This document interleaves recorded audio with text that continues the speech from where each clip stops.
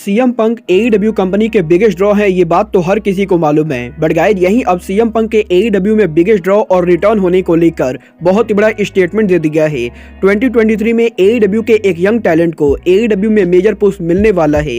UFC की एक बहुत ही बड़ी सुपरस्टार किया फोरम में एईडब्ल्यू पर डेब्यू कर सकती है।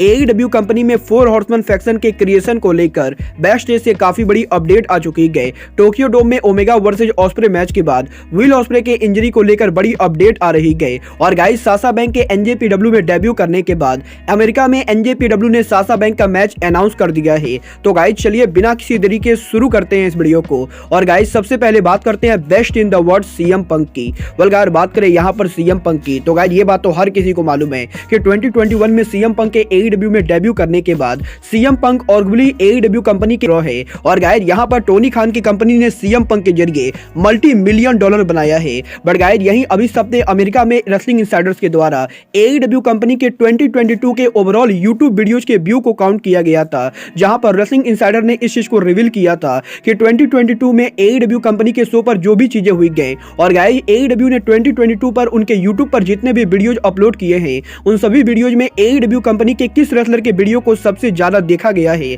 और गाइस यही रेसलिंग इनसाइडर के इस रिपोर्ट के अंदर सीएम पंक के वीडियोज को यूट्यूब के ऊपर सबसे ज्यादा देखा गया है। और गाइस बेसिकली रेसलिंग ऑब्जर्वर ने यह रिवील किया कि सीएम पंक एईडब्ल्यू के यूट्यूब व्यूज के मामले में भी एईडब्ल्यू कंपनी के बिगेस्ट ड्रॉ है। और गाइस यही अब रेसलिंग ऑब्जर्वर के इस रिलीज के बाद सीएम पंक ने रेसलिंग ऑब्जर्वर के इस रिपोर्ट को उनके इंस्टाग्राम पर शेयर किया है। और गाइस यहां पर सीएम पंक ने इंस्टाग्राम पर उनके स्टोरी के ऊपर रेसलिंग ऑब्जर्वर के इस रिकॉर्ड को शो करते हुए एईडब्ल्यू कंपनी में उनके बिगेस्ट ड्रॉ होने को लेकर टाउट किया है। और गाइस यहां पर सीएम पंक फैंस को यह बता रहे गए कि सीएम पंक एईडब्ल्यू कंपनी के लिए कितने प्रॉफिटेबल थे। गाइस देखना बहुत ही दिलचस्प होगा कि सीएम पंक के कंटिन्यूअसली एईडब्ल्यू कंपनी को लेकर कोई ना कोई पोस्ट करने के बाद क्या सच में सीएम पंक 2023 के अंदर एईडब्ल्यू कंपनी पर उनका रिटर्न करते गए। क्योंकि गाइस यहां पर सीएम पंक जिस तरीके की हरकत कर रहे गए उसको देखकर मुझे तो अब इसके बहुत ज्यादा चांसेस लगते गए कि सीएम पंक एईडब्ल्यू कंपनी पर वापस आने वाले गए। और गाइस डेफिनेटली अगर यहां पर आप एईडब्ल्यू कंपनी के फ्यूचर को बेटर चाहते हो तो गाइस आपको सीएम पंक को एईडब्ल्यू में वापस देखना चाहिए। बट गाइस चलिए फिलहाल आगे बढ़ते और बात करते हैं एईडब्ल्यू कंपनी में कोनोसुके ताकेशिता के फ्यूचर की। अगर बात करें यहां पर कोनोसुके ताकेशिता की, तो गाइस जैसा कि आप लोग को मालूम है कोनोसुके ताकेशिता एईडब्ल्यू के साथ कॉन्ट्रैक्ट साइन कर चुके हैं। गाइस यहीं अब एईडब्ल्यू कंपनी में कोनोसुके ताकेशिता के 2023 में प्लान्स को लेकर एईडब्ल्यू के बैक स्टेज से मेजर अपडेट आ रही है, जहां पर इस हफ्ते रेसलिंग ऑब्जर्वर डेव मेल्जर ने इस चीज को कंफर्म किया है कि एईडब्ल्यू 2023 के अंदर कोनोसुके ताकेशिता को मेजर पुश देने वाली है। और गाइस यहां पर एईडब्ल्यू बेसिकली उनकी कंपनी के अंदर कोनोसुके ताकेशिता को जापान का one of the biggest superstar बनाना चाहती है। और गाइस यहां पर 2023 के अंदर टोनी खान की कंपनी के अंदर कोनोसुके ताकेशिता एईडब्ल्यू में काफी सारे बड़े मैचेस रेसल करेंगे। गाइस देखना बहुत ही दिलचस्प होगा कि एईडब्ल्यू कंपनी कोनोसुके ताकेशिता को 2023 के अंदर किस टाइप का मेजर पुश देती है। बट गाइस जहां तक बात रही एईडब्ल्यू की, तो गाइस जैसा कि आप लोग को मालूम है एईडब्ल्यू अगले हफ्ते किया फोरम में उनका डेब्यू करेगी। और गाइस यही किया फोरम में 2023 पर एईडब्ल्यू के रिटर्न शो के ऊपर अब एमएमए की one of the biggest superstar Chris Cyborg ने उनके डेब्यू को टीच कर दिया है। जहां पर इस हफ्ते सोशल मीडिया के ऊपर क्रिस साइबर्ग ने एईडब्ल्यू के शो को लेकर बात की थी। और गाइस यहां पर सोशल मीडिया के ऊपर क्रिस साइबर्ग ने फोरम में एईडब्ल्यू के डायनामाइट शो को ट्वीट करके ये कहा है कि क्रिस साइबर्ग पॉसिबली एईडब्ल्यू के इस शो पर अपीयर होंगी। और गाइस यही क्रिस साइबर्ग के इस ट्वीट के बाद अब एईडब्ल्यू के टीवीएस चैंपियन जेड कारगिल ने क्रिस साइबर्ग के इस ट्वीट पर रिप्लाई किया है, जहां पर जेड कारगिल ने रिप्लाई करते हुए क्रिस साइबर्ग से यह पूछा है कि क्या क्रिस साइबर्ग सच में किया फोरम के ऊपर एईडब्ल्यू के शो पर आने वाली गए। गाइस देखना बहुत ही दिलचस्प होगा कि सोशल मीडिया के ऊपर एमएमए की one of the biggest superstar Chris Cyborg के एईडब्ल्यू कंपनी के ट्वीट करने के बाद क्या सच में एईडब्ल्यू के किया फोरम में शो के ऊपर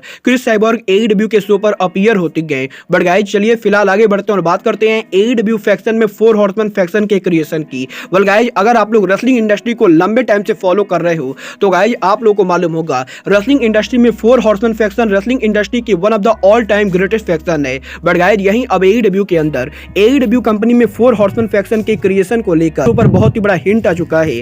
गाइस अगर आप लोग एईडब्ल्यू के डार्क शो को फॉलो करते हो तो गाइस आप लोग को मालूम होगा एईडब्ल्यू के इस हफ्ते डार्क शो के ऊपर आन एडरसन ने एईडब्ल्यू के अंदर 4 हॉर्समैन फैक्शन को टीच कर दिया है। जहां पर एईडब्ल्यू के इस हफ्ते डार्क शो के ऊपर आन एडरसन उनके बेटे ब्रॉक एडरसन और ब्रायन फिल्मन जूनियर को लेकर एईडब्ल्यू कंपनी में फैक्शन बनाने को लेकर बात कर रहे थे। और गाइस यही आर्न एंडरसन के इस वीडियो के बाद अब रेसलिंग इनसाइडर ने इस चीज को कंफर्म किया है कि AEW कंपनी पॉसिबली 2023 के अंदर AEW के यंग रेसलर्स को लेकर एक 4 हॉर्समैन फैक्शन बनाने वाली है। और गाइस यहां पर इस फैक्शन के अंदर ब्रायन फिलमैन जूनियर और ब्रॉक एंडरसन के साथ साथ AEW के 2 और राइजिंग सुपरस्टार होने वाले हैं। वेल गाइस देखना बहुत ही दिलचस्प होगा कि AEW हॉर्समैन फैक्शन के अंदर AEW के कौन-कौन से राइजिंग सुपरस्टार शामिल होते गए। बट गाइस चलिए अब आगे बढ़ते और बात करते हैं NJPW के one of the biggest superstar will osprey की।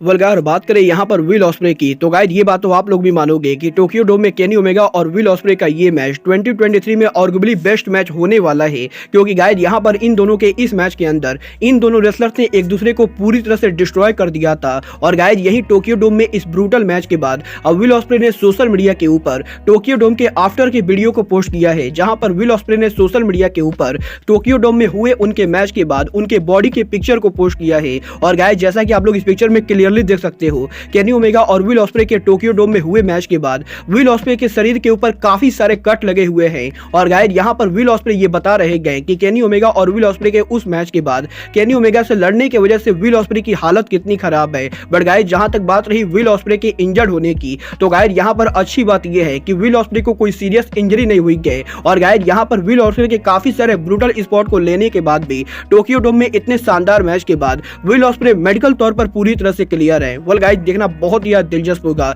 कि AEW के अंदर ऑस्प्रे और ओमेगा दोबारा आमने सामने कब आते गए। बट गाइस चलिए अब आगे बढ़ते और बात करते हैं NJPW के अमेरिका में upcoming show NJPW San Joseph Civic Center की।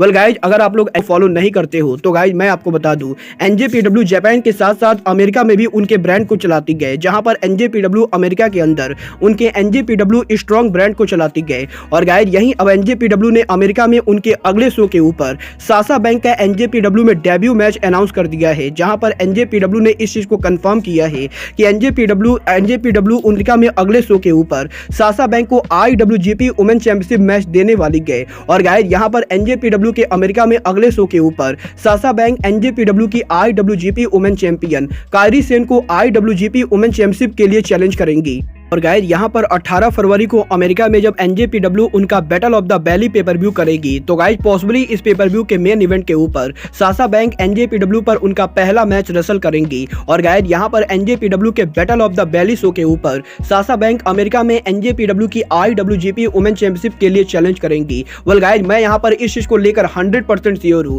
कि इस मैच के अंदर साशा बैंक कायरी सेन को हरा के NJPW की brand new IWGP women champion बनने वाली है। बट गाइस जहां तक बात रही NJPW के battle of the valley pay per view के टिकट, तो गाइस यहां पर मैं आपको बताना चाहूंगा कि NJPW के battle of the valley show की ओवरऑल कैपेसिटी करीबन 6200 के बराबर है, जहां पर 6200 टिकट में से NJPW कंपनी ऑलरेडी 1450 टिकट को सोल्ड आउट कर चुकी है। और गाइस देखना बहुत ही दिलचस्प होगा कि साशा बैंक के इस शो पर अपीयर होने के बाद क्या NJPW इस शो को पूरी तरह से सोल्ड आउट कर पाती है या नहीं। वेल गाइस यहां पर मैं पर्सनली ये एक्सपेक्ट कर रहा हूं कि NJPW of the valley pay per view पूरी तरह से सोल्ड आउट होगा। बट गाइस आप लोग साशा बैंक के NJPW में डेब्यू मैच के लिए एक्साइटेड हो या नहीं, आप लोग मुझे कमेंट करके बताइए। बट गाइस अब आज के इस वीडियो में बस इतना ही।